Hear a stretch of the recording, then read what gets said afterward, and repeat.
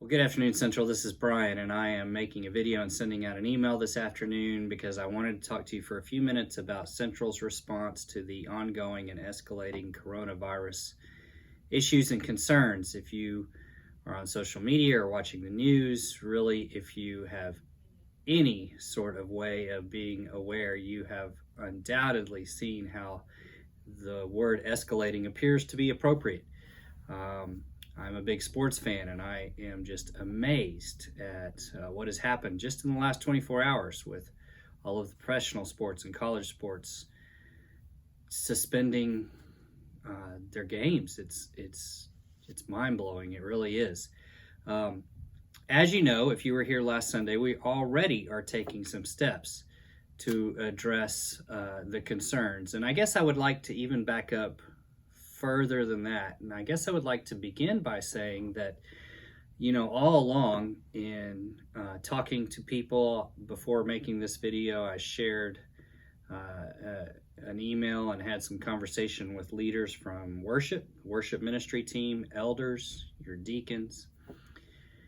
And even before that, just in various conversations here and there, one thing that I have tried to stress is a balanced approach, to emphasize the care and the caution that we already take. We have a very, very clean building. Those of you who have been members of Central for a long time, or even maybe a short time, Leanne Lenore is our housekeeper, and she does a phenomenal job. So we have a very, very clean building to begin. We practice good hygiene, all the things you need to do, not just because there's a global pandemic, but because it's good things to do. It's the right thing to do. Now, that said, certainly we want to be mindful of the fact that this is, well, there's a reason it's called a virus, right? It's viral in nature. It spreads quickly.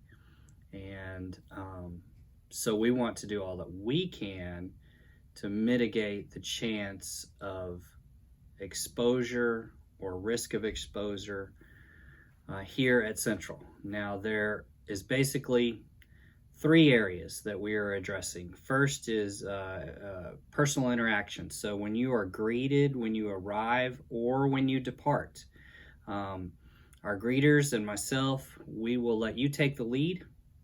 If you would prefer a wave, if you would prefer a fist bump, if you would prefer any of those things over right now, say a handshake or a hug or something like that, of course. Now, during the all church greeting time that begins our worship service, we are making a mass effort together to, as we said last Sunday, just wave right now.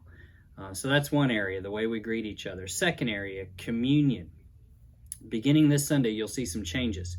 We are using these tongs for our bread. We're still coming forward for communion, but the server will take the bread and place it in your cupped hands. So you will then eat the bread, and then the next spot will be, instead of chalices, we will have individual cups of juice. And if you will carefully just pick up one cup and drink the juice, then next to that will be a basket you can dispose the cup into. We will do that for the foreseeable future. And that's how we'll handle communion. And then the final thing is health officials, local health officials even, are cautioning and recommending to not visit nursing homes if you are able to not do that right now. And so our elders are not going to do special care communion, at least for, again, the foreseeable future.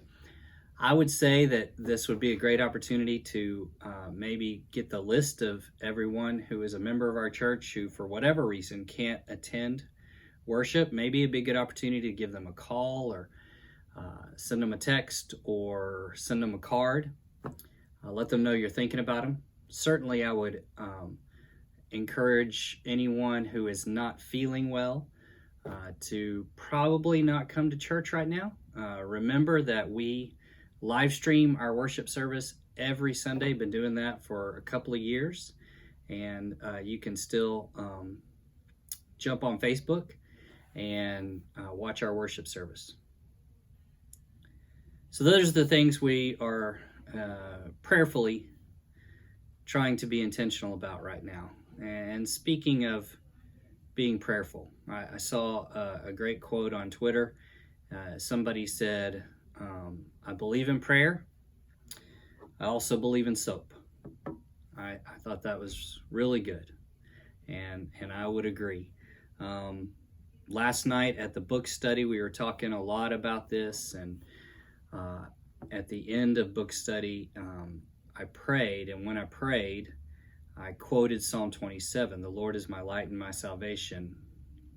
Of whom shall I fear?" Do not fear is the most used or the most often spoken command in all of Scripture. Do not fear. And so we cling to that. We know full well as believers and followers of Christ where our hope and where our healing, where our strength and where our power and where our protection is found. In the name above all names, Jesus Christ. And he has given us a spirit of power and strength, and not of fear or being timid. And so we cling to that promise. But alongside the scriptural mandate to not be afraid, we read words like these from the Proverbs.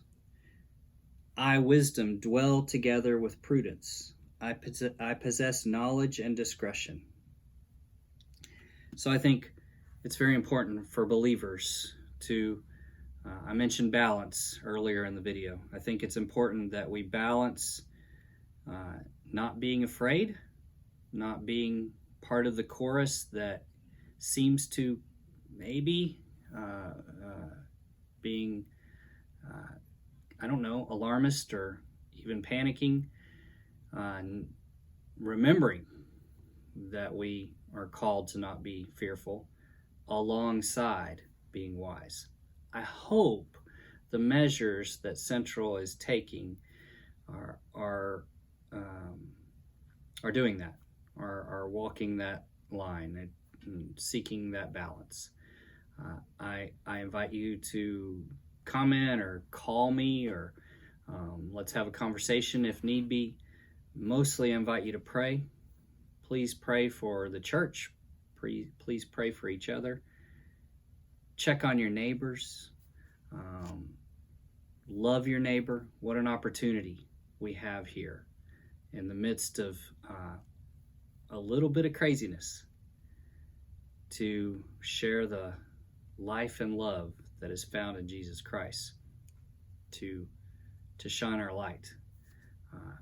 So I'm praying for you as you pray and pray and pray some more. See you Sunday.